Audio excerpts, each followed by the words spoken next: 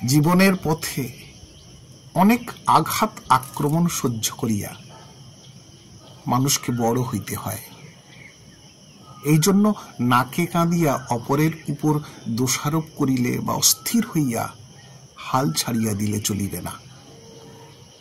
বীরের মতো আক্রমণকারীর সমস্ত ভ্রুভঙ্গি উপেক্ষা করিয়া কঠোর দৃঢ়তা সহকারে দুর্দমনীয় তেজে স্বীয় আদর্শের পথে অগ্রসর হইতে হইবে। সমস্ত বাধা বিপত্তি অতিক্রম করিয়া একবার লক্ষ্যস্থলে পৌঁছিতে পারিলে দেখিবে, যাহারা প্রথমে তীব্র বিদ্রুপ ও কঠোর সমালোচনার তীক্ষ্ণ দংষ্ট্রাঘাতে তোমাকে ক্ষতবিক্ষত করিতেছিল, তাহারাই তোমার প্রশংসায় মুখর হইয়া সাহায্যের জন্য আগাইয়া আসিতেছে। ইহাই জগতের চিরন্তন রীতি। অসহায়ের আকুল ক্রন্দন, দুর্বলের মর্মন্তুদ হাহাকার এ জগতে কাহারও কর্ণে প্রবেশ করে না।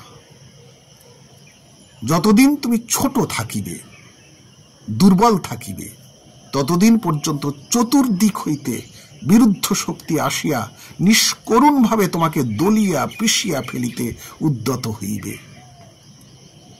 কিন্তু যখনই তুমি বড় হইবে, সবল শক্তিমান হইয়া জীবন সংগ্রামে যথোচিত বীরত্বের পরিচয় দান করিবে, তখনই সকলে তোমাকে বিজয় মাল্য পরাইয়া সাদরে বরণ করিয়া লইবে। জগৎ শক্তির পূজারী, শক্তিমানের শ্রেষ্ঠ আসন সকলের শিরোপরি প্রতিষ্ঠিত। অতি বড় বিরুদ্ধবাদীও শক্তিমানকে শ্রদ্ধার অর্ঘ্য নিবেদন করিয়া নিজেকে ধন্য মনে করে, কিন্তু অসহায়, অক্ষম ও দুর্বলকে নিতান্ত সহানুভূতিশীল সমবেদনাপরায়ণ ব্যক্তিও অনেক সময় সাহায্য করিতে অগ্রসর হয় না, তাহা সম্পূর্ণ নিষ্ফল ও ব্যর্থ হইবে ভাবিয়া। সর্বপ্রকারের দুর্বলতা ও ভীরুতাকে কাটাইয়া দূর করিয়া দাও। আদর্শের সাধনায় প্রকৃত শক্তি ও সাহসের পরিচয় প্রদান করো, দেখিবে কেহ তোমাকে অগ্রাহ্য বা অস্বীকার করিতে পারিবে না।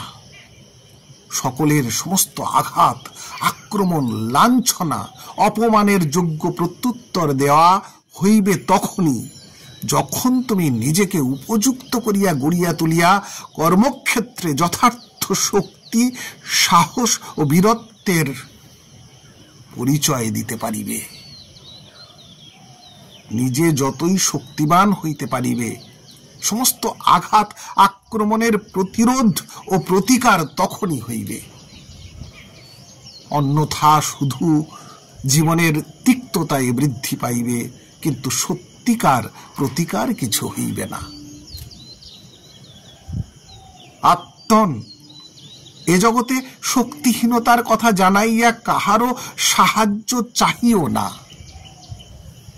স্বীয় অক্ষমতার কথা নিবেদন করিয়া কাহারও দয়া ভিক্ষা করিও না, কারণ নিজের অসহায় ও দুর্বল অবস্থা জানাইয়া যতই অন্যের করুণা উদ্রেক করিতে চাহিবে, ততই করুণার পরিবর্তে কেবল ঘৃণা ও লাঞ্ছনার মাত্রাই বৃদ্ধি পাইবে। সুতরাং জীবন পথে কাহারও কৃপা প্রার্থী না হইয়া একমাত্র ভগবানকে সহায় করিয়া জয়যাত্রা শুরু করো, আর তাহার দানকেই মাথা পাতিয়া বরণ করিয়া লইয়া সানন্দে বলো, ব্যাঘাত আসুক নব নব, আঘাত খেয়ে অচল রব, দুঃখে আমার বক্ষে তব বাজবে জয়ডঙ্ক, দেব সকল শক্তি, লব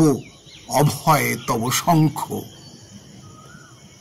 তাহা হইলে স্বীয় যোগ্য স্থান, যোগ্য মর্যাদা অধিকার করিয়া লইতে পারিবে। পাঠ করলাম। আঘাত আক্রমণ নিজের প্রতি। লিখেছেন স্বামী আত্মানন্দ। গ্রন্থের নাম জীবন সাধনার পথে। ধন্যবাদ।